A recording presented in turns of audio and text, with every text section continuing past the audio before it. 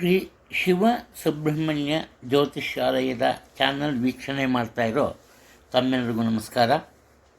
ನಿಮ್ಮ ಮನಸ್ಸಿನ ಆಸೆ ಆಕಾಂಕ್ಷೆಗಳು ಆ ದೈವಾನುಗ್ರಹದಿಂದ ಪೂರ್ಣಗೊಳ್ಳಲಿ ಅಂತ ಪ್ರಾರ್ಥಿಸ್ಕೊಳ್ತೀನಿ.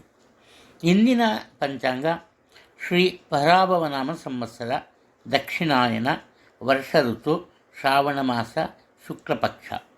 ಇಂದಿನ ದಿನಾಂಕ ಆಗಸ್ಟ್ ತಿಂಗಳ 24, ಸೋಮವಾರ ಆಗುತ್ತೆ. ಇಂದಿನ ತಿಥಿ ದ್ವಾದಶಿ.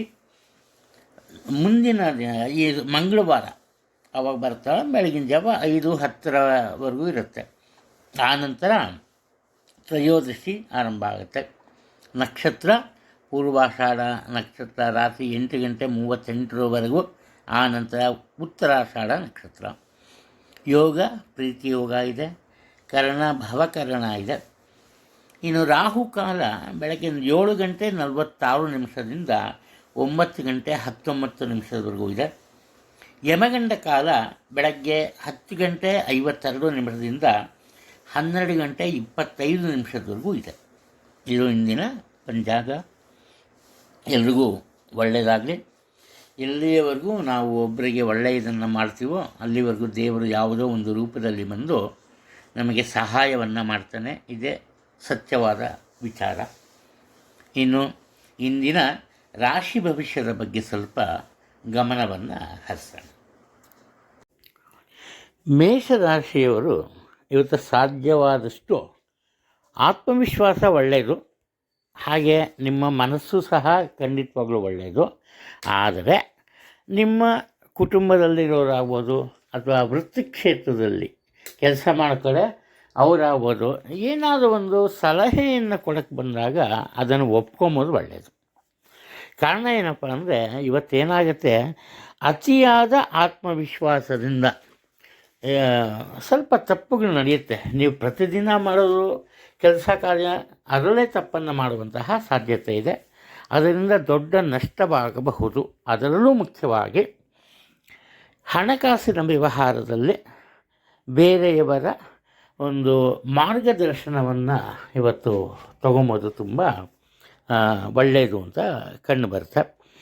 ಇನ್ನು ಯಾವುದೇ ಒಂದು ಕಷ್ಟ ನಷ್ಟಗಳಾಗಲಿ ಅಥವಾ ಸಮಸ್ಯೆಗಳಾಗಲಿ ಎದುರಾದರೂ ಕೂಡ ಅದರ ಬಗ್ಗೆ ಹೆಚ್ಚಿನ ಒಂದು ಯೋಚನೆ ಮಾಡ್ದಿರ ಬುದ್ಧಿವಂತಿಕೆಯ ತೀರ್ಮಾನಗಳನ್ನು ತಗೋತೀರಿ.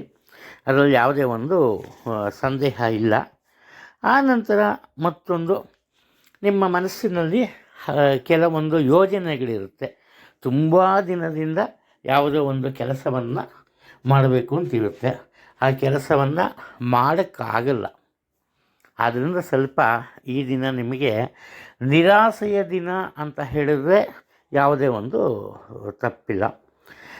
ಏನಾಗುತ್ತೆ, ಯಾವಾಗ ನಿಮ್ಮ ಕೆಲಸ ಕಾರ್ಯಗಳಲ್ಲಿ ಚೂರು ಹಿನ್ನಡೆ ಉಂಟಾಗುತ್ತೆ ಆವಾಗ ನೀವು ನಿಮ್ಮ ಆ ಒಂದು ಸಹನೆಯನ್ನು ಕಳ್ಕೊತೀರಿ. ಹಾಗೆ ತಪ್ಪಾದ ನಿರ್ಧಾರಗಳನ್ನು ಸಹ ತಗೋತೀರಿ. ಆದ್ದರಿಂದ ಸಾಧ್ಯವಾದಷ್ಟು ನೀವು ಎಲ್ಲರ ಒಂದು ಸಮ್ಮುಖದಲ್ಲಿ ಬೇರೆಯವರ ಮಾರ್ಗದರ್ಶನದಲ್ಲಿ ಮುಂದುವರೆಯಿರಿ, ತೊಂದರೆ ಇಲ್ಲ. ಆರೋಗ್ಯದ ಬಗ್ಗೆ ಸ್ವಲ್ಪ ಎಚ್ಚರಿಕೆ ಇರಲಿ. ನಿಮ್ಮ ಮನೆಯ ಹಿರಿಯರ ಆರೋಗ್ಯದಲ್ಲಿ ಉತ್ತಮ ಒಂದು ಬದಲಾವಣೆ ಅಥವಾ ಪ್ರಗತಿ ಕಂಡುಬರುತ್ತೆ. ವೃಷಭ ರಾಶಿಯವರು ನಿಮ್ಮದೇ ಆದ ತಪ್ಪಿನಿಂದ ಕೆಲವೊಂದು ಸಮಸ್ಯೆಗಳನ್ನು ಹುಟ್ಟು ಹಾಕುತ್ತೀರಿ. ಅದರಲ್ಲೂ ಮುಖ್ಯವಾಗಿ ಆರೋಗ್ಯಕ್ಕೆ ಸಂಬಂಧಪಟ್ಟಂತೆ ಏನೋ ಒಂದು ಸಣ್ಣ ತೊಂದರೆ ಕಂಡು ಬರುತ್ತೆ. ಬೇರೆಯವ್ರು ಹೇಳ್ತಾರೆ ಡಾಕ್ಟ್ರ್ ಹತ್ರ ಹೋಗು ಅಂತ, ನೀವೇನು ಮಾಡ್ತೀರಿ, ಸ್ವಂತ ವೈದ್ಯ ಮಾಡ್ತೀರಿ. ಅದರಿಂದ ತೊಂದರೆ ಆಗುತ್ತೆ. ಉದಾಹರಣೆ ಇದು. ಆ ರೀತಿ ಹೆಚ್ಚಾಗಿ ನಿಮ್ಮ ಆರೋಗ್ಯವನ್ನು ಸರಿಯಾಗಿ ಇಟ್ಕೊಂಬೋದಕ್ಕೆ ಪ್ರಯತ್ನ ಪಡಿ. ಹಣಕಾಸಿನ ವಿಚಾರದಲ್ಲಿ ಏನೂ ತೊಂದರೆ ಇಲ್ಲ. ಆರಂಭದಲ್ಲಿ ಸ್ವಲ್ಪ ಈ ಮಾನಸಿಕ ಒತ್ತಡ ಇರುತ್ತೆ, ಏನಾಗ್ಬಿಡುತ್ತೋ ಅಂತ ಆತ್ಮವಿಶ್ವಾಸ ಇರೋಲ್ಲ. ಆದರೆ ಕ್ರಮೇಣವಾಗಿ ಉತ್ತಮ ಆದಾಯ ಸಿಗುತ್ತೆ, ತೊಂದರೆ ಇಲ್ಲ ಅದು. ಇನ್ನು ಬಹುದಿನದಿಂದ ನಿರೀಕ್ಷೆ ಮಾಡುತ್ತಿದ್ದಂತಹ ಕೆಲಸವೊಂದು ಆ, ಆತ್ಮೀಯರ ಸಹಾಯದಿಂದ ನಡೆಯುತ್ತೆ. ಯಾವುದಾದ್ರೂ ಆಗ್ಬೋದು ಅದು. ಕುಟುಂಬಕ್ಕೆ ಬೇಕಾದ ಒಂದು ಒಳ್ಳೆಯ ಈ ಸ್ಫೂರ್ತಿ ಆಗ್ಬೋದು, ಬೆಂಬಲ ಆಗ್ಬೋದು, ಸಹಾಯ ಆಗ್ಬೋದು, ಎಲ್ಲವನ್ನೂ ನೀವು ಕೊಡ್ತೀರಿ. ಈ ಕಾರಣದಿಂದ ಕುಟುಂಬದಲ್ಲಿ ಅತಿ ಮುಖ್ಯವಾದಂತಹ ಸ್ಥಾನಮಾನ ನಿಮಗೆ ಸಿಗುತ್ತೆ, ಅದರಲ್ಲಿ ಡೌಟ್ ಇಲ್ಲ. ಹಾಗೆ ವಾಹನವನ್ನು, ಇರೋ ಹಳೆಯ ವಾಹನವನ್ನು ಬೇರೆಯವರಿಗೆ ನೀಡಿ ಹೊಸ ವಾಹನವನ್ನು ತಗೋತೀರಿ. ಉದ್ಯೋಗ ಕ್ಷೇತ್ರದಲ್ಲಿ ನಿಮ್ಮದೇ ಆದಂತಹ ಬದಲಾವಣೆಗಳು ಕಂಡುಬರುತ್ತೆ. ಅದಕ್ಕೆ ನೀವೇ ಕಾರಣರಾಗ್ತೀರಿ. ಆ ಬದಲಾವಣೆಗಳಿಂದ ನಿಮಗೆ ಹೆಚ್ಚಿನ ಅನುಕೂಲತೆ ಕಂಡುಬರುತ್ತೆ. ವಿದ್ಯಾರ್ಥಿಗಳು ಯೋಚನೆ ಬೇಡ, ಉತ್ತಮ ವಿದ್ಯಾಭ್ಯಾಸ ಇದೆ. ಆದರೆ ಈ ಒಂದು SSLC ಒಳಗಡೆ ಇರೋರು ಸ್ವಲ್ಪ ಹೆಚ್ಚಿನ ಪರಿಶ್ರಮದಿಂದ ಮಾತ್ರ ತಮ್ಮ ಗುರಿಯನ್ನು ತಲುಪೋದಕ್ಕೆ ಸಾಧ್ಯ ಆಗುತ್ತೆ. ಮಿಥುನ ರಾಶಿಯಲ್ಲಿ ಜನಿಸಿರೋರು ಇವರು ಆತುರದ ಸ್ವಭಾವವನ್ನು ತೋರಲ್ಲ ಮೊದಲನೇದಾಗಿ, ಆದರೆ ದೃಢವಾದ ನಿರ್ಧಾರವನ್ನು ತೆಗೆದುಕೊಂಬಲ್ಲ. ಏನಾಗುತ್ತೆ, ಒಮ್ಮೆ ತೆಗೆದುಕೊಂಡ ನಿರ್ಧಾರವನ್ನು ಬದಲಾಯಿಸ್ತಾರೆ. ಜೊತೆಗೆ ಕೆಲಸವನ್ನು ತ್ವರಿತಗತಿಯಲ್ಲಿ ಸ್ವಲ್ಪ ವೇಗವಾಗಿ ಮಾಡಬೇಕು ಅನ್ನೋ ಒಂದು ಮನಸ್ಥಿತಿ ಇರಲ್ಲ. ಈ ಕಾರಣದಿಂದ ಏನಪ್ಪ ಆಗುತ್ತೆ ಅಂದರೆ, ಉನ್ನತ ಮಟ್ಟದ ಫಲಿತಾಂಶ ಬರುವ ಕಡೆ ಸಹ ಸ್ವಲ್ಪ ಹಿನ್ನಡೆ ಉಂಟಾಗುತ್ತೆ. ಅಂದರೆ ಈ ಕಡೆ ತುಂಬ ಕೆಟ್ಟದ್ದೂ ಅಲ್ಲ, ಆ ಕಡೆ ತುಂಬ ಒಳ್ಳೆಯದೂ ಅಲ್ಲ, ಮಧ್ಯಮಗತಿಯ ಜೀವನ ಅಂತ ಕಂಡುಬರುತ್ತೆ. ಇನ್ನು ನೀವೇನಾದ್ರು ಉದ್ಯೋಗದಲ್ಲಿ ಉನ್ನತ ಅಧಿಕಾರದಲ್ಲಿ ಇದ್ದಲ್ಲಿ ಏನಾಗುತ್ತೆ, ಉತ್ತಮ ಬದಲಾವಣೆಗಳಿರುತ್ತೆ. ನೀವು ನಿಮ್ಮ ಜವಾಬ್ದಾರಿಯನ್ನು ಸರಿಯಾದ ಮಟ್ಟದಲ್ಲಿ ಪೂರ್ಣಗೊಳಿಸ್ತೀರಿ. ಇದಕ್ಕೆ ನಿಮ್ಮ ಸಹೋದ್ಯೋಗಿಗಳ ಅಥವಾ ನಿಮ್ಮ ಅಧಿಕಾರದ ಅಧೀನದಲ್ಲಿ ಕೆಲಸ ಮಾಡೋ ಎಲ್ಲರಿಂದಾನೂ ಸಾಕಷ್ಟು ಸಹಾಯ ಅಥವಾ ಸಹಕಾರ ಸಿಗುತ್ತೆ. ಹಣಕಾಸಿನ ವಿಚಾರಕ್ಕೆ ಯೋಚನೆ ಬೇಡ, ಉತ್ತಮ ಆದಾಯ ಇರುತ್ತೆ. ಅನಿರೀಕ್ಷಿತ ಧನಲಾಭ ಅಂತ ಕಂಡುಬರುತ್ತೆ. ಮನೆಯಲ್ಲಿ ಯಾವುದೋ ಒಂದು ಒಳ್ಳೆಯ ಕೆಲಸ ಕಾರ್ಯಗಳು ನಡಿಬೇಕಾಗುತ್ತೆ, ಅದರ ಒಂದು ಸಂಪೂರ್ಣ ಜವಾಬ್ದಾರಿ ಸಹ ನಿಮಗೆ ಸಿಗುತ್ತೆ.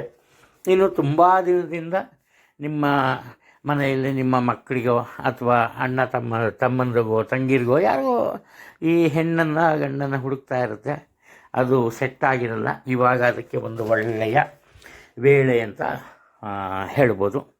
ಮತ್ತೊಂದು, ಸ್ಟಾಕ್ ಮತ್ತು ಷೇರಿನ ವ್ಯವಹಾರದಲ್ಲಿ ನಿರೀಕ್ಷಿಸಿದ ಲಾಭ ಬರುತ್ತೆ, ತೊಂದರೆ ಇಲ್ಲ. ಕಟಕ ರಾಶಿಯಲ್ಲಿ ಜನಿಸಿರೋರು, ಕಟಕ ರಾಶಿಯವರು ಏನು ಮಾಡ್ತಾರಪ್ಪ ಅಂದರೆ, ತುಂಬ ಬುದ್ಧಿವಂತಿಕೆಯಿಂದ ತಮ್ಮ ಕೆಲಸ ಕಾರ್ಯಗಳನ್ನು ಆರಂಭಿಸ್ತಾರೆ. ಅವರಿಗೆ ಅದನ್ನು ಹೇಗೆ ಮಾಡ್ತಾರೆ ಅಂತ ಅವಶ್ಯಕತೆ ಇಲ್ಲ. ಆ ಕೆಲಸ ಹೇಗಾದರೂ ಆಗಲಿ ಅದರಿಂದ ಇವರಿಗೆ ಅನುಕೂಲತೆ ಉಂಟಾಗಬೇಕು, ಇವರಿಗೆ ಅದರಿಂದ ಲಾಭ ಸಿಗಬೇಕು. ಅದೇ ಇವರ ಒಂದು ಮುಖ್ಯ ಈ ಗುರಿಯಾಗಿರುತ್ತೆ ಕಟಕ ರಾಶಿಯವರಿಗೆ. ಇಲ್ಲಿ ಮತ್ತೊಂದು, ಇವರ ಮಾತಿನ ಮೇಲೆ ಸ್ವಲ್ಪ ಹತೋಟಿ ಇರಬೇಕು. ಇವರು ನಿಜಾನೇ ಹೇಳ್ತಾರೆ, ಯಾವುದೇ ಒಂದು ಡೌಟ್ ಇಲ್ಲ. ಆದರೆ ಜನಕ್ಕೇನಾಗುತ್ತೆ, ಅದರ ನಿಜಾಂಶ ಏನು ಅಂತ ತಿಳಿಯಲ್ಲ. ಒಂದು ರೀತಿ ಈ ಮಾರ್ಮಿಕವಾದಂತಹ ಮಾತುಕತೆ ಇರುತ್ತೆ. ಇಲ್ಲಿ ಬೇಕಾಗಿರೋದು ನೇರವಾದ ನಡೆನುಡಿ ಮುಖ್ಯವಾಗಿ. ಅದು ಇವರಲ್ಲಿರೋ ಆ ಬುದ್ಧಿವಂತಿಕೆಗೆ ಸವಾಲಾಗುವಂತಹ ಜವಾಬ್ದಾರಿಗಳು ಉದ್ಯೋಗ ಕ್ಷೇತ್ರದಲ್ಲಿ ಸಿಗುತ್ತೆ. ಇವರು ಅನ್ಕೋತಾರೆ, ಅಯ್ಯೋ ಇವತ್ತೇನು ಬೇಡ ಬಿಡಪ್ಪ, ಶನಿವಾರ ರಜಾ, ಭಾನುವಾರ ರಜಾ, ಇವತ್ತು ಸ್ವಲ್ಪ ರೆಸ್ಟ್ ತೊಗೊಂಬೋಣ ಅಂತ ಹೋಗ್ತಾರೆ. ಆದರೆ ಇವರಿಗೆ ಇವತ್ತು ಅಧಿಕ ಮಟ್ಟದ ಈ ಜವಾಬ್ದಾರಿಗಳು ಸಿಕ್ಬಿಡುತ್ತೆ. ಇನ್ನು ಬಂಧು ಬಳಗದವರು ಅವನ ಮನೆಗೆ ಹೋಗಬಾರ್ದು ಅನ್ನೋ ತೀರ್ಮಾನ ಮಾಡಿರ್ತಾರೆ, ಆದರೆ ಹೋಗಲೇಬೇಕಾಗತ್ತೆ. ಹೋಗೋದ್ರಿಂದ ಇವರಿಗೆ ಯಾವುದೇ ಒಂದು ನಷ್ಟ ಇಲ್ಲ, ಸಾಕಷ್ಟು ಅನುಕೂಲತೆ ಇರುತ್ತೆ. ಅವರಿಂದ ಸಹಾಯ ಸಹಕಾರ ಎರಡೂ ಸಿಗುತ್ತೆ. ಇವರ ಅತಿ ಮುಖ್ಯ ಕೆಲಸ ಅವರ ಒಂದು ಈ ನೇತೃತ್ವದಲ್ಲಿ ಪರಿಪೂರ್ಣಗೊಳ್ಳುತ್ತೆ, ಅದು ಮುಖ್ಯ. ಇನ್ನು ಹೆಣ್ಣುಮಕ್ಕಳು, ಸ್ತ್ರೀಯರು ಅವರಿಗೆ ಇಷ್ಟವಾದಂತಹ ಒಡವೆಗಳನ್ನು ಕೊಳ್ಳುವಂತಹ ಸಾಧ್ಯತೆ ಇದೆ. ವಿದ್ಯಾರ್ಥಿಗಳಿಗೆ ತುಂಬ ಒಳ್ಳೆಯದಿದೆ. ಮಕ್ಕಳಿಂದ ಶುಭ ಸಮಾಚಾರವೊಂದು ಬರುತ್ತೆ, ಕಾದು ನೋಡಿ. ಸಿಂಹ ರಾಶಿಯಲ್ಲಿ ಜನಿಸಿರೋರು, ಇವರಿಗೆ ಮೊದಲನೇ ವಿಚಾರ ಏನಪ್ಪ ಅಂದರೆ, ಇವರ ಹಣಕಾಸಿನ ವಿಚಾರದ ಬಗ್ಗೆ ಸ್ವಲ್ಪ ಮನಸ್ಸಿನಲ್ಲಿ ಈ ತಳಮಳ ಇರುತ್ತೆ, ಟೆನ್ಷನ್ ಇರುತ್ತೆ. ಅದೇನಪ್ಪ ಆಗುತ್ತೆ ಅಂದರೆ, ಇವರ ಸತತ ಪ್ರಯತ್ನ ಮತ್ತು ಆತ್ಮೀಯರ ಸಹಾಯದಿಂದ ಇವರ ಆದಾಯದಲ್ಲಿ ಉತ್ತಮ ಪ್ರಗತಿ ಕಂಡುಬರುತ್ತೆ. ಅದರಲ್ಲೂ ಮುಖ್ಯವಾಗಿ ಈ ಉದ್ಯೋಗವನ್ನು ಮಾಡ್ತಾ ಇರೋರು, ಅವರಿಗೆ ಯಾವುದೇ ರೀತಿಯ ಒಂದು ಹೆಚ್ಚಿನ ಆದಾಯ ಸಿಗಲ್ಲ. ಆದರೆ ಸ್ವಂತ ವ್ಯಾಪಾರ ವ್ಯವಹಾರ ಮಾಡ್ತಾ ಇರೋರು ಅವರು ಮಾತ್ರ ಹೆಚ್ಚಿನ ಆದಾಯ ಸಿಗುತ್ತೆ, ಅದನ್ನು ಮರೆಯಬೇಡಿ. ಇನ್ನು ಕೆಲವರು ಈ ಭೂಮಿಗೆ ಸಂಬಂಧಪಟ್ಟಂತಹ ವ್ಯವಹಾರವನ್ನು ಮಾಡ್ತಾರೆ, ಅವ್ರಿಗೂ ಸಹ ಒಳ್ಳೆಯ ಆದಾಯ ಇರುತ್ತೆ.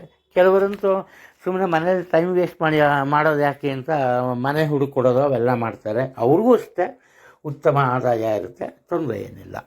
ಇನ್ನು ಇವರ ಸೋದರ ಅಥವಾ ಸೋದರಿಯರಿಗೆ ಹಣಕಾಸಿನ ಸಹಾಯ ಮಾಡ್ತಾರೆ. ಇವರು ಒಂದು ರೀತಿ ಸಂತೋಷದಿಂದಾನೇ ಮಾಡ್ತಾರೆ, ಅದೇನು ದೊಡ್ಡ ಇಶ್ಯೂ ಏನೂ ಆಗಲ್ಲ. ವಿವಾಹ ಯೋಗ ಇದೆ. ದಂಪತಿಗಳ ನಡುವೆ ಇದ್ದ ಸಣ್ಣ ಪುಟ್ಟ ಈ ಒಂದು ವಾದ ವಿವಾದ, ಬೇಸರ, ಮನಸ್ತಾಪ ಇವೆಲ್ಲ ದೂರವಾಗುತ್ತೆ. ಉತ್ತಮ ಅನುಬಂಧ ಉಂಟಾಗುತ್ತೆ ಅವರಲ್ಲಿ. ವಿದ್ಯಾರ್ಥಿಗಳು ತೊಂದರೆ ಏನಿಲ್ಲ, ಉತ್ತಮ ಸಾಧನೆಯನ್ನು ಮಾಡ್ತಾರೆ. ಆದರೆ ಏನಪ್ಪ ಅಂದರೆ, ಮುಖ್ಯವಾಗಿ ಇಲ್ಲಿ ಆತ್ಮವಿಶ್ವಾಸವನ್ನು ಬೆಳೆಸ್ಕೋಬೇಕು. ಆತ್ಮವಿಶ್ವಾಸದ ಕೊರತೆ ಕಂಡು ಬರುತ್ತೆ, ಅದು ಮರಿಬೇಡಿ. ನೀವು ಯಾವುದೇ ಒಂದು ಕೆಲಸ ಮಾಡೋದು ಅದು ಸುಲಭವಾಗಿ ಆಗಲ್ಲ. ಕಾರಣ ಏನು ಅಂದರೆ, ಬೇರೆಯವರ ಒಂದು ದೃಷ್ಟಿ ಇರುತ್ತೆ. ನೀವು ಮಾಡೋ ಕೆಲಸನ ಇನ್ನೊಬ್ಬರು ಮಾಡ್ತಾರೆ, ಆವಾಗ ಒಂದು ರೀತಿಯಲ್ಲಿ ಆ ನಿಮ್ಮಲ್ಲೇ ಒಂದು ಸ್ಪರ್ಧೆ ಏರ್ಪಡುತ್ತೆ. ಆದ್ದರಿಂದ ಆತ್ಮವಿಶ್ವಾಸ ಬೇಕು. ವಿದೇಶಕ್ಕೆ ತೆರಳುವ ಸಾಧ್ಯತೆ ಇದೆ ಉನ್ನತ ವಿದ್ಯಾಭ್ಯಾಸಕ್ಕಾಗಿ. ಕನ್ಯಾ ರಾಶಿಯವರು, ನೀವು ಸ್ವಲ್ಪ ಎಚ್ಚರಿಕೆಯಿಂದ ಇರಬೇಕು ಇವತ್ತು. ಕಾರಣ ಏನಪ್ಪ ಅಂದರೆ, ನಿಮ್ಮಲ್ಲಿರೋ ಒಂದು ಆ ಡ್ರಾಬ್ಯಾಕ್ ಏನು ಅಂತ ತಿಳ್ಕೊಂಬೋದೆ ಜನ ಏನಪ್ಪ ಮಾಡ್ತಾರೆ ಅಂದರೆ, ನಿಮ್ಮನ್ನು ಚೆನ್ನಾಗಿ ಹೊಗಳ್ತಾರೆ. ನೀವು ಅಷ್ಟೇ, ಯಾರು ಹೊಗಳಿದ್ರು ಸಾಕು ಅದನ್ನು ನಂಬಿಡ್ತೀರಿ, ಮೋಸ ಹೋಗ್ಬಿಡ್ತೀರಿ. ಇವತ್ತು ಆ ಕೆಲಸ ಮಾಡಬೇಡಿ. ಹೊಗಳಿ ನಿಮ್ಮಿಂದ ಅವರ ಕೆಲಸವನ್ನು ಮಾಡಿಸ್ಕೋತಾರೆ. ಇದನ್ನು ನಿಮಗೆ ಸ್ವಲ್ಪ ತೊಂದರೆ ಆಗುವಂತಹ ಸಾಧ್ಯತೆಗಳಿವೆ. ಇನ್ನು ಕುಟುಂಬದ ವಿಚಾರಕ್ಕೆ ಬಂದಾಗ, ನಿಮ್ಮ ನಿರ್ಣಯ ಅತಿ ಮುಖ್ಯವಾಗುತ್ತೆ. ಆದ್ದರಿಂದ ಸಾಧ್ಯವಾದಷ್ಟು ಬೇರೆಯವರನ್ನು ಅವಲಂಬಿಸದೆ ಸ್ವಂತ ನಿರ್ಧಾರವನ್ನು ತಗೊಂಬೋದು ತುಂಬ ಒಳ್ಳೆಯದು. ಇನ್ನು ಕುಟುಂಬದಲ್ಲಿ ಅನೇಕ ದೇವತಾ ಕಾರ್ಯಕ್ರಮಗಳು ನಡೆಯುತ್ತೆ. ಇದರಿಂದ ನಿಮ್ಮ ಮನಸ್ಸಿಗೆ ಒಂದು ರೀತಿ ಸಂತಸ ಮತ್ತು ಶಾಂತಿ ಇರುತ್ತೆ. ನೆಮ್ಮದಿಯ ಜೀವನ ನಡೆಸ್ತೀರಿ, ಏನು ತೊಂದರೆ ಏನಿಲ್ಲ. ವಿದ್ಯಾರ್ಥಿಗಳು ಉತ್ತಮ ಮಟ್ಟದ ಸಾಧನೆಯನ್ನು ಮಾಡ್ತಾರೆ. ಹಣಕಾಸಿನ ವಿಚಾರಕ್ಕೆ ಬಂದಾಗ ಉತ್ತಮ ಆದಾಯ ಇರುತ್ತೆ. ಹಾಗೆಯೇ ಕುಟುಂಬದ ಸದಸ್ಯರ ಜೊತೆಯಲ್ಲಿ ಈ ದೀರ್ಘಕಾಲದ ಪ್ರವಾಸವನ್ನು ಸಹ ಆಯೋಜಿಸ್ತೀರಿ. ವಿದೇಶಕ್ಕೆ ತೆರಳಬೇಕು ಅನ್ನೋ ಮನಸ್ಸಿದ್ದರೆ ಸ್ವಲ್ಪ ಹೆಚ್ಚಿನ ಪ್ರಯತ್ನದಿಂದ ಅದು ಸಾಧ್ಯ ಆಗುತ್ತೆ. ಇನ್ನು ಉದ್ಯೋಗ ಕ್ಷೇತ್ರದಲ್ಲಿ ಒಳ್ಳೆಯದಿದೆ, ಆದರೆ ಸ್ವಲ್ಪ ನಿಮ್ಮ ಈ ಕೆಲಸ ಕಾರ್ಯಗಳು ಅಂತಿಮ ಹಂತಕ್ಕೆ ಬರುವವರೆಗೂ ಅದರ ಒಂದು ಇನ್ನರ್ ಸೀಕ್ರೆಟ್ಸ್ ಅಂತ ಏನು ಹೇಳ್ತೀವಿ, ಅದನ್ನು ಯಾರಿಗೂ ಹೇಳಕ್ಕೆ ಹೋಗಬೇಡಿ. ಸ್ವಲ್ಪ ಈ ಯಾರಿಗೂ ಹೇಳ್ದಿರ ನಿಮ್ಮ ಕೆಲಸ ಕಾರ್ಯಗಳನ್ನು ಮನಸ್ಸಿನಲ್ಲೇ ಲೆಕ್ಕಾಚಾರ ಹಾಕಿ ಮಾಡೋದು ತುಂಬ ಒಳ್ಳೆಯದು. ಉದ್ಯೋಗದಲ್ಲಿನ ಅತಿ ಮುಖ್ಯ ವಿಚಾರಗಳ ಗೋಪ್ಯತೆಯನ್ನು ಕಾಪಾಡಿಕೊಳ್ಳೋದಕ್ಕೆ ಪ್ರಯತ್ನ ಪಡಿ, ಒಳ್ಳೆಯದಾಗತ್ತೆ. ತುಲಾರಾಶಿಯವರ ಜೀವನದಲ್ಲಿ ಪ್ರತಿಯೊಂದು ಕೆಲಸ ಕಾರ್ಯಗಳು ಸಹ ಸಲೀಸಾಗಿ ನಡೀತಾ ಹೋಗುತ್ತೆ. ಯಾವುದೇ ಒಂದು ಅಡ್ಡಿ ಆತಂಕ ಆಗಲ್ಲ ಅಥವಾ ನಿಧಾನಗತಿಯಲ್ಲಿ ನಡೆಯಲ್ಲ. ಆದರೆ ಏನಪ್ಪ ಆಗುತ್ತೆ, ಮಕ್ಕಳ ಬಗ್ಗೆ ಸ್ವಲ್ಪ ಯೋಚನೆ ಇರುತ್ತೆ. ಮಕ್ಕಳ ಆರೋಗ್ಯದ ಬಗ್ಗೆ ಯೋಚನೆ ಇರುತ್ತೆ. ಹಾಗೆ ವಿದ್ಯಾರ್ಥಿಗಳು ಸ್ವಲ್ಪ ಹೆಚ್ಚಿನ ಪ್ರಯತ್ನ ಪಡಬೇಕು. ಕಾರಣ ಏನಪ್ಪ ಅಂದರೆ ಎಲ್ಲ ಗೊತ್ತಿರುತ್ತೆ, ಎಲ್ಲ ಚೆನ್ನಾಗಿ ಓದಿರ್ತಾರೆ. ಮೆಂಟಲ್ ಟೆನ್ಷನ್, ಈ ಮಾನಸಿಕ ಒತ್ತಡದ ಕಾರಣ ಈ ಓದಿರೋದೆಲ್ಲ ಮರ್ತೋಗುತ್ತೆ. ಆದ್ದರಿಂದ ಮುಖ್ಯವಾಗಿ ಈ ಸ್ತ್ರೀಯರು ಮತ್ತು ವಿದ್ಯಾರ್ಥಿಗಳು ಆತ್ಮವಿಶ್ವಾಸವನ್ನು ಬೆಳೆಸ್ಕೊಳ್ಳಬೇಕು. ಅದರ ಒಂದು ಅಗತ್ಯತೆ ಇದೆ. ಆರೋಗ್ಯದಲ್ಲಿ ಉತ್ತಮ ಪ್ರಗತಿ ಕಂಡು ಬರುತ್ತೆ. ಹಣಕಾಸಿನ ವಿಚಾರದಲ್ಲಿ ತುಂಬ ಒಳ್ಳೆಯದು ಅಂತ ಹೇಳೋಕ್ಕಾಗಲ್ಲ. ನಿಮ್ಮ ಒಂದು ಪ್ರಯತ್ನಕ್ಕೆ ತಕ್ಕಂತಹ ಫಲಿತಾಂಶ ಸಿಗುತ್ತೆ. ನೀವೆಷ್ಟು ಕಷ್ಟಪಟ್ಟು ದುಡ್ತೀರೋ ಅಷ್ಟು ಆ ಮಟ್ಟದಲ್ಲಿ ಹಣವನ್ನು ಸಂಪಾದಿಸುವಂತಹ ಸಾಧ್ಯತೆಗಳು ಕಂಡುಬರ್ತಾ ಇದೆ. ಇನ್ನು ಎಲ್ಲರ ಜೊತೆ ಪ್ರೀತಿ ವಿಶ್ವಾಸದಿಂದ ಇರ್ತೀರಿ. ಪ್ರತಿಯೊಬ್ಬರ ಪ್ರೀತಿಯನ್ನು ಗಳಿಸೋದ್ರಲ್ಲಿ ಸಫಲರಾಗ್ತೀರಿ. ಒಟ್ಟಾರೆ ನೀವೆಲ್ಲಿರ್ತೀರೋ ಅಲ್ಲಿ ಸಂತೋಷ ಇರುತ್ತೆ. ಅದಕ್ಕಿಂತಲೂ ಹೆಚ್ಚಾಗಿ ನೆಮ್ಮದಿ ಇರುತ್ತೆ. ಇನ್ನು ದಂಪತಿಗಳ ನಡುವೆ ಉತ್ತಮ ಅನ್ಯೋನ್ಯತೆ ಇರುತ್ತೆ. ಸಾಧ್ಯವಾದಷ್ಟು ನಿಮ್ಮ ಪತಿ ಅಥವಾ ಪತ್ನಿಯನ್ನು ಗೌರವಿಸ್ತಿರೋ ಇಲ್ವೋ ಗೊತ್ತಿಲ್ಲ, ಅದು ಬೇರೆ ವಿಚಾರ. ಆದರೆ ಅದಕ್ಕಿಂತಲೂ ಮುಂಚೆ ಅವರೇನಾದರೂ ಸಜೆಷನ್ಸ್ ಕೊಟ್ಟರೆ, ಸಲಹೆ ಕೊಟ್ಟರೆ ಅದನ್ನು ಪಾಲಿಸೋದು ಬಿಡೋದು ನಿಮಗೆ ಬಿಟ್ಟಿದ್ದು. ಮೊದಲು ಅದರ ಬಗ್ಗೆ ಯೋಚನೆಯನ್ನು ಮಾಡಿ. ಅವರಿಂದ ನಿಮಗೆ ಸಾಕಷ್ಟು ಅನುಕೂಲತೆ ಕಂಡುಬರುತ್ತೆ. ವೃಶ್ಚಿಕ ರಾಶಿಯಲ್ಲಿ ಜನಿಸಿರೋರು ನೀವು ಉದ್ಯೋಗಸ್ಥರಾಗಿದ್ದಲ್ಲಿ, ಅಂದರೆ ನೀವೇನಾದ್ರು ಕೆಲಸ ಮಾಡ್ತಾ ಇದ್ದಲ್ಲಿ ಅದರಲ್ಲಿ ಅಷ್ಟೇನೂ ಮೇಲ್ಮಟ್ಟದ ಒಂದು ಪ್ರಗತಿ ಇರಲ್ಲ, ತುಂಬ ಅನುಕೂಲತೆಯನ್ನು ಕಂಡು ಬರಲ್ಲ.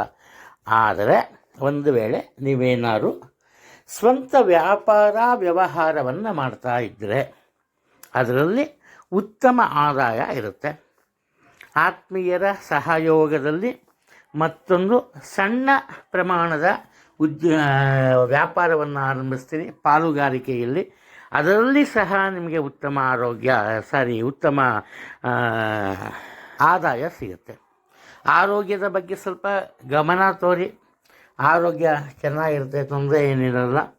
ಹಾಗೆ ಉದ್ಯೋಗ ಕ್ಷೇತ್ರದಲ್ಲಿ ಹಿರಿಯ ಅಧಿಕಾರಿಗಳಿಂದ ಸ್ವಲ್ಪ ಹೆಚ್ಚಿನ ಜವಾಬ್ದಾರಿ ನಿಮಗೆ ಸಿಗುತ್ತೆ. ಈ ಕಾರಣದಿಂದ ನಿಮ್ಮ ಮಾನಸಿಕ ಈ ನೆಮ್ಮದಿ ಸಹ ಸ್ವಲ್ಪ ಕಡಿಮೆ ಆಗುವಂತಹ ಸಾಧ್ಯತೆ ಇದೆ. ಕುಟುಂಬದಲ್ಲಿ ಅಥವಾ ಮನೆಯಲ್ಲಿ ಹಲವು ಕಾರ್ಯಕ್ರಮಗಳಿರುತ್ತೆ. ಪ್ರತಿಯೊಂದು ಕಾರ್ಯಕ್ರಮಗಳ ಮುಖ್ಯ ಜವಾಬ್ದಾರಿ ನಿಮ್ಮದೇ ಆಗುತ್ತೆ. ಒಟ್ಟಾರೆ ಒಂದೇ ಕಡೆ ನಿಮಗೆ ಹಣದ ಸಹಾಯ ಸಿಗದಿರ ಹೋಗ್ಬೋದು. ಆದರೆ ಬೇರೆ ಬೇರೆ ರೀತಿಯಲ್ಲಿ ಬೇರೆ ಬೇರೆ ಮೂಲದಿಂದ ನಿಮಗೆ ಹಣ ಸಿಗುತ್ತೆ. ಅದು ಆನಂತರ ಅದೃಷ್ಟ ಇದೆ. ಮುಖ್ಯವಾಗಿ ನಿಮ್ಮ ತಂದೆಯವರಿಗೆ ಸಂಬಂಧಪಟ್ಟಂತಹ ಅಥವಾ ನಿಮ್ಮ ತಂದೆಯವರು ಮಾಡ್ತಾ ಇದ್ದ ಕೆಲಸ ಕಾರ್ಯನ ಅಥವಾ ಈ ವ್ಯಾಪಾರವನ್ನು ನೀವು ಮುಂದುವರಿಸಿದರೆ ನಿಮಗೆ ಒಳ್ಳೆಯ ಪ್ರತಿಫಲ ಸಿಗುತ್ತೆ. ಹಾಗೆ ನಿಮ್ಮ ತಂದೆಯವರ ಆರೋಗ್ಯದಲ್ಲಿ ಉತ್ತಮ ಬದಲಾವಣೆ ಇರುತ್ತೆ, ಇಂಪ್ರೂವ್ಮೆಂಟ್ಸ್. ಯಾವುದೇ ಒಂದು ತೊಂದರೆ ಕಂಡು ಬರಲ್ಲ. ಧನುರಾಶಿಯಲ್ಲಿ ಜನಿಸಿರೋರು ಮೊದಲನೆಗೆ ನಿಮ್ಮ ಆರೋಗ್ಯದ ಬಗ್ಗೆ ಸ್ವಲ್ಪ ಗಮನ ಇರಲಿ. ಹಾಗೆ ಕುಟುಂಬದ ಹಿರಿಯರ ಅಂದರೆ ವಯೋವೃದ್ಧರ ಆರೋಗ್ಯದ ಬಗ್ಗೆ ಸಹ ಸ್ವಲ್ಪ ಗಮನ ಕೊಡಿ. ಇಲ್ಲಿ ಕಾರಣ ಏನಪ್ಪ ಅಂದರೆ ನಿಮ್ಮ ಮನೆಯಲ್ಲಿ ಇರೋ ಹಿರಿಯರು ಅಂದರೆ ನಿಮ್ಮ ತಂದೆ ತಾಯಿ ಆಗ್ಬೋದು, ತಾತಾಜಿ ಅಥವಾ ಯಾರೇ ಆಗ್ಬೋದು, ಅವರೇನಪ್ಪ ಮಾಡ್ತಾರೆ ಅಂದರೆ ನಿಮಗೆ ತೊಂದರೆ ಆಗಬಾರ್ದು ಅನ್ನೋ ಒಂದೇ ಒಂದು ಕಾರಣದಿಂದ ಅವರಿಗೆ ಯಾವುದೇ ರೀತಿ ಈ ಅನಾರೋಗ್ಯದ ಸಮಸ್ಯೆ ಇದ್ದರೂ ನಿಮಗೆ ಹೇಳ್ಕೊಳ್ದಿರ ಹೋಗ್ತಾರೆ. ಆದ್ದರಿಂದ ಅವರ ಬಗ್ಗೆ ಗಮನವನ್ನು ಇಡಲೇಬೇಕು, ಎಚ್ಚರಿಕೆ ಇರಲಿ. ಉತ್ತಮ ಆದಾಯ ಇರುತ್ತೆ. ಆದಾಯದ ವಿಚಾರದಲ್ಲಿ ಯಾವುದೇ ತೊಂದರೆ ಇಲ್ಲ. ಆದರೆ ಆದಾಯಕ್ಕೆ ತಕ್ಕಂತಹ ಖರ್ಚು ವೆಚ್ಚಗಳಿರುತ್ತೆ. ಅದು ಹಾಗೆಯೇ ನೀವು ಬೇರೆಯವರ ಕಷ್ಟ ಕಾಲಕ್ಕೆ ಅಂತ ಹಣವನ್ನು ಕೊಟ್ಟಿರ್ತೀರಿ. ನಿಮಗೆ ಬೇಕಾಗಿರೋ ಹಣವನ್ನು ಅವರು ಕೊಟ್ಟಿರ್ತೀರಿ. ಆಮೇಲೆ ಕೇಳೋದಾಗ ಅಂತ ಈಗ ನೀವು ಕೇಳೋಕ್ಕೆ ಹೋಗ್ತೀರಿ, ಆ ಹಣ ನಿಮಗೆ ಸಿಗಲ್ಲ. ಇದರಿಂದ ಹಣದ ಕೊರತೆ ಕಂಡು ಬರುತ್ತೆ. ಇಲ್ಲೇನಾಗುತ್ತೆ, ಯಾವಾಗ ಹಣದ ಕೊರತೆ ಕಂಡು ಬರುತ್ತೆ ಆಗ ನೀವು ನಿಮ್ಮ ಈ ನೆಮ್ಮದಿಯನ್ನು ಕಳ್ಕೊತೀರಿ, ಸಹನೆ ಕಡಿಮೆ ಆಗುತ್ತೆ. ಈ ಕಾರಣದಿಂದ ಕುಟುಂಬದಲ್ಲಿ ಸಹ ಸ್ವಲ್ಪ ವಾತಾವರಣ ಬದಲಾಗುತ್ತೆ, ವಾದ ವಿವಾದ ಹೆಚ್ಚಾಗುತ್ತೆ.